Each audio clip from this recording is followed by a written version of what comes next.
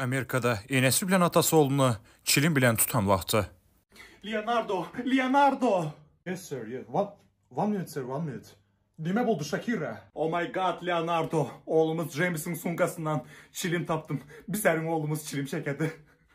What the fuck? Oğlumuz narkoman buldu mu Shakira? Yok, narkoman emez çilim çekeyken. Çilim çeker desene. James, come on tez böyle gel. James, baby. Çilim çekmek yakışıklı demez oğlum. Hey Mather, işiniz bulmasın benim jizinimden, okay? You know? James, yine bir gezek senin çilim çekeni görsen, bu hausta senin yerin bulmadı. You go, dışarıya düşündün. Hey Father, hey Mather. Sizler hiç kaçsınızın işiniz bulmasın benim jizinim bilen. Ben 16 yaşında, ben gidotmam böyle. Davay. Yok dur James, baby gitme oğlum. Gitti. Hem mezat senin yüzünden Shakira. Beçen urcak baktım vurman dedin. Kara indi bu güne çilim çekedi. Bilemen Leonardo, yüzüme basıp durma. Bilemen bize beçemiz yakışmaz bir tane berip bilmedik. Çajoda şimya çilim bilen tutan vaxtı. Hocayın.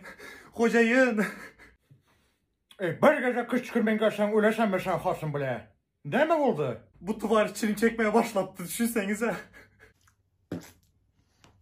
Kanakan çilim çekeyken ben düşünmedim. Adını ne çilimin? Bilmem какой-то parlament ait blud'du. Çilimi nereden alıptı? Pulu nereden alıptı? Ben nereden bileyim ben bile 6-5'te alışıp oturupsuz. Çağırın özünü yetmeyin özünden soran. Şerbet böyle gel. Beni geçirinler hayır. Sen duvar çilime çekmeye başladın da. Erteği bilsem ara mı çesen? Yok ona kaza dedim ben. Sizden vurun hocayın. Senin çilim çekesin geldi de.